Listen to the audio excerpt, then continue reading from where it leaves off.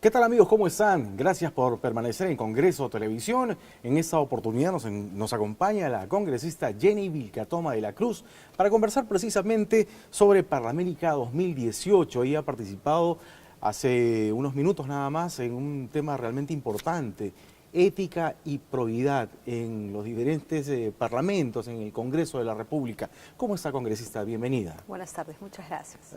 ¿Cuál es su opinión respecto precisamente a este tema tan importante? Lucha contra la corrupción y la ética dentro del Parlamento. En primer lugar, quiero darle la más cordial bienvenida a todos nuestros colegas parlamentarios, a todos los países que nos están visitando. Visitan el Perú en un momento muy importante de crisis frente a la corrupción.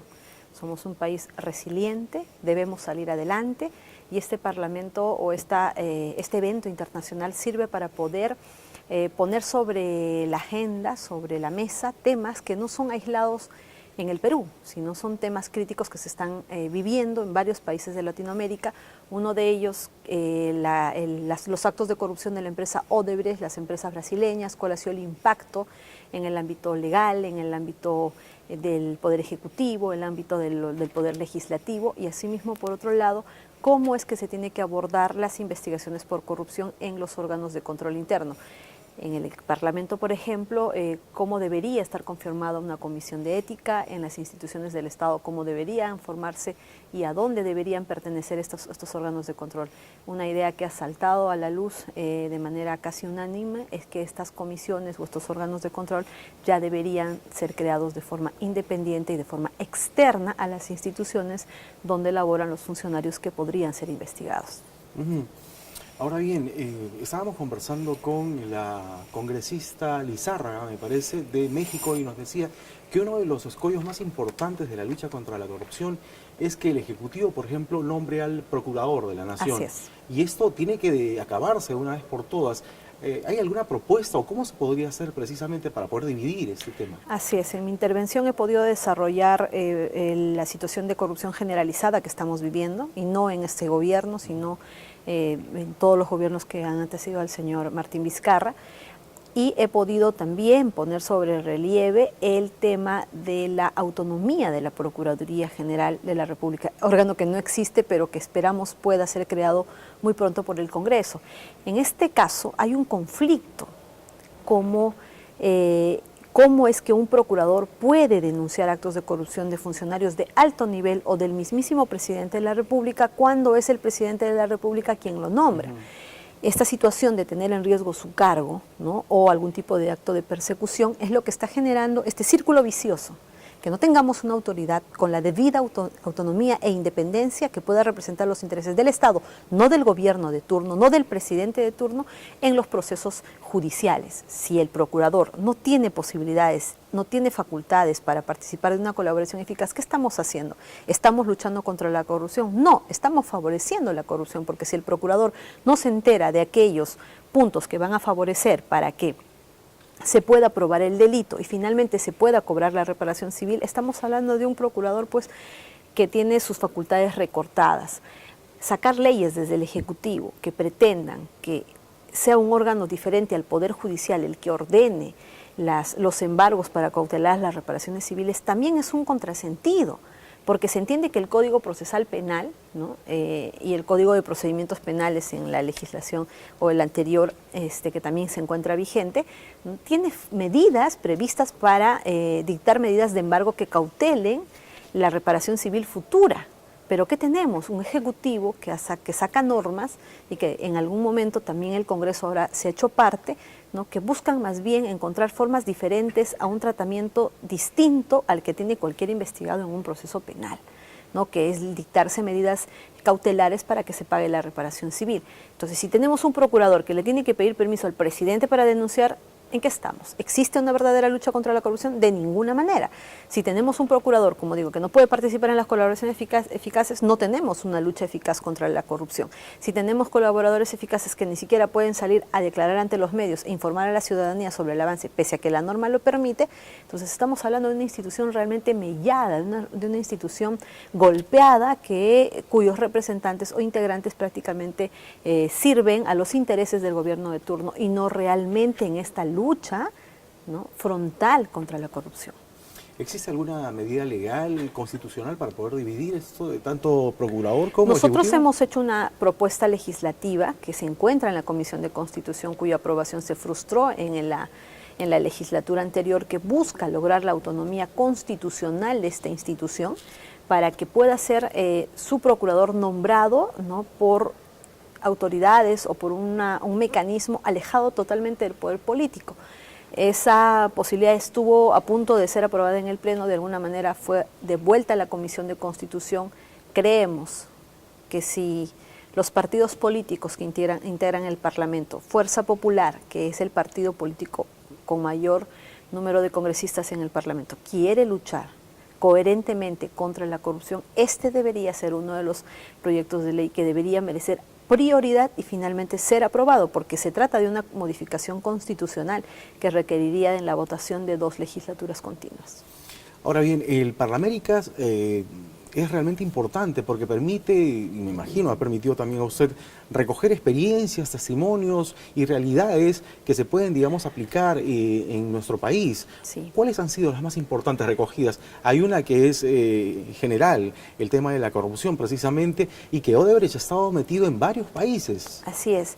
Este evento es muy importante porque además de congregar a varios países, recoge la experiencia de parlamentarios de diferentes bancadas, de oposición, del oficialismo, que están viviendo en este momento en sus países un problema de corrupción generalizada. Y en varios de ellos, por supuesto, que el problema principal está en relación a esta empresa corrupta, la empresa Odebrecht, que no solamente ha cometido actos de corrupción, sino que en la actualidad está recibiendo, está mereciendo protección del Ministerio Público, del Poder Judicial. Hemos escuchado de varios países el famoso acuerdo confidencial, que no hay poder humano que haga que se conozca, ¿no? Y también ciertas leyes que se están dando en favor de estas empresas corruptas. Yo he hecho saber y también manifiesto mi desacuerdo en que las empresas corruptas sigan contratando con el Estado. Eso afecta a la moral pública, eso nos quita la esperanza de poder tener un país sin corrupción, porque permanentemente estas empresas por ley van a poder seguir contratando con el Estado. Muy importante cada exposición, cada intervención de los parlamentarios, porque nos hace saber cómo es que ellos están afrontando esta situación en sus países. Pero para nosotros, para la experiencia peruana, muy importante conocer que aquellos cuestionamientos que tenemos en el Perú respecto al Ministerio Público, respecto al Poder Judicial y respecto al Poder Ejecutivo también se están repitiendo en otros países, y eso debe merecer nuestra atención, porque eso qué quiere decir, que esta empresa corrupta y las otras corruptas que también están siendo investigadas tienen una gran estrategia internacional para lograr impunidad, que no se les toque su patrimonio, que no sean objeto de allanamientos, de incautaciones, que se lleven a cabo procedimientos de colaboración eficaz donde reciban todo tipo de beneficios. Sin embargo, a cambio no están dando toda la información y pretenden seguir contratando con el Estado en el futuro. Se está asegurando, digamos, algunos economistas aseguran que estos 25.000 millones de soles que se le va a entregar, digamos, para la reconstrucción del norte del país va a ser una inyección, un aliento para el Perú, significa más o menos el 1% del PBI, y esto va a ser, digamos, como que va a tranquilizar las aguas, pero de alguna manera eso, por otro lado, como que también nos lleva a otro tema que da mucho que pensar, y es que las consorciadas podrían, digamos, seguir trabajando en eso. Por supuesto que sí, y llevarse porque de parte acuerdo de a estos esta 25.000 ley, millones. porque de acuerdo a esta ley lo que se le ha dado es un marco diferenciado, de un tratamiento diferenciado al que cualquier investigado puede tener en un caso penal. Aquí se les está diciendo que hay una diferencia entre aquel que reconoció corrupción, entre aquel que es denunciado por corrupción, entre aquel que es investigado por corrupción. Entonces ahí se le ha ido reduciendo las participaciones, haciendo ver que hay una menor gravedad, lo cual no es real, porque cuando tú hablas de una investigación penal, tú hablas de autor, coautores, cómplices primarios, cómplices secundarios. Y lo que le está dando esta ley, ¿no?, que ahora ha reemplazado el decreto de urgencia 003, es que está dándole un trato diferenciado. ¿Con qué finalidad? Que tengan un tratamiento diferente en la forma en la que tiene que aplicarse para el pago de la reparación civil, para el pago de los acreedores y para poder seguir contratando con el Estado. O sea, podrían perfectamente contratar con el Estado. ¿Cuál es la solución? Consideramos que lo que debía haber hecho el Poder Ejecutivo con el Legislativo no es darle una ley para que les permita seguir contratando a estas empresas corruptas. Se ha cometido un error en darle digamos, prioridad al interés particular que al interés público. Se dice que se toman estas medidas para que muchas familias no se queden sin trabajo, para el pago que de los acreedores y los proveedores, pero ese es un tema particular. Y prevalece sobre este tema particular el interés público, y el interés público nos manda a que se investigue correctamente, se sancione correctamente, se logre el cobro de la reparación civil por todo lo que nos han robado y los daños causados, y que sobre todo estas empresas corruptas, por la moral del país, no puedan ni deban seguir contratando con el Estado. En ese sentido, ¿qué es lo que propiamente se puede aplicar sin necesidad de paralizar el funcionamiento de las empresas? Es una intervención del Estado de forma tal que se garantice el funcionamiento, el pago de todas las obligaciones, incluida la reparación civil, con las medidas cautelares, pero que no signifique que las empresas puedan seguir teniendo carta abierta para hacer lo que les da la gana, como lo que va a suceder ahora con este nuevo marco legal. ¿Existe alguna medida de las que usted me menciona que ya se hayan, digamos, aplicado en algunos países? Por ejemplo, en Brasil, estas intervenciones, o simplemente paralizar, o no paralizar, digo, las obras, sino, digamos, de alguna manera intervenir sus capitales. Varios países, como el Ecuador, varios congresistas del Ecuador, de San Salvador, también dicen, o de El Salvador, dicen que la tendencia es que las empresas corruptas, ¿no?, que han afectado sus países, no deben seguir contratando con el Estado. Si hablamos de ética, de integridad, de moral, no deben seguir contratando con el Estado.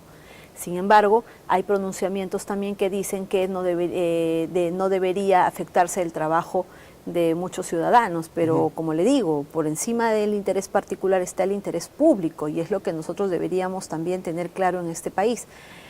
Ahora, ¿qué esperar de este nuevo escenario si tenemos normas, ¿no?, que recién se han dado, que más bien van a favorecer a estas empresas? No vamos a tener una verdadera lucha frontal contra la corrupción, no vamos a cobrar la reparación civil, así como fracasó el decreto de urgencia 003, también va a fracasar esta nueva norma, y como país nos fortalecemos, no nos fortalecemos, sino más bien nos debilitamos. Pero hay otro problema central, que no solamente es el ámbito de la investigación, de la persecución penal para lograr una sanción y el pago de la reparación civil. En muchos países estamos quedando esclavos de concesiones, ¿no?, leoninas, abusivas, que en otros países han tenido ya la decisión y la fuerza de lograr sean suspendidos. En nuestro país, un caso concreto, real, totalmente escandaloso, es el pague de los peajes que se hace al consorcio Rutas de Lima, ¿no?, que todavía nos queda pendiente por pagar 25 años. Ya sabemos que la población está simplemente ya cansada de estos pagos abusivos, no se tienen rutas alternas, no se tienen, digamos, la contraprestación por el pago de los peajes, se está afectando el interés público, se han puesto garitas en lugares no alejados de los centros urbanos, sino donde más bien las personas llevan a cabo sus actividades diarias de forma tal que pagan el peaje todos los días, obligatoriamente, varias veces al día. Entonces eso está afectando el interés público. Eso es lo que no está sucediendo en el país, que no estamos empezando a tomar al toro por las astas y empezar a revisar estas concesiones y ver y establecer que si está afectando el interés público deben ser resueltas unilateralmente, porque incluso en los contratos, por ejemplo, en el caso de Rutas de Lima, en el artículo 17.7 ha establecido la resolución unilateral del contrato cuando se está afectando el interés público. Ecuador ha tenido este mismo problema de los peajes, pero ellos los han echado. Ellos han echado a la empresa corrupta y han suspendido todo este tipo de concesiones y simplemente están dando un nuevo paso, ¿no?, que está recuperando la moral del país, ¿no?, y en beneficio de los intereses de los ciudadanos. Eso es lo que nos falta en este momento en el país. ¿Se podría hacer lo mismo sin evitar, digamos, un juicio internacional? Por supuesto que sí. Por ejemplo, en el contrato de Rutas de Lima es una cláusula prevista en el contrato, una situación prevista en el contrato. El artículo es el 17.7, incluso hay otro, el 17.4, también ha previsto la resolución unilateral cuando hay un reiterado incumplimiento en la servicibilidad. Es decir, aquello que era parte de las obligaciones de la empresa, como la construcción de las obras, mantenimiento de las vías, que no se está dando de manera reiterada. Entonces también es una causal de resolución.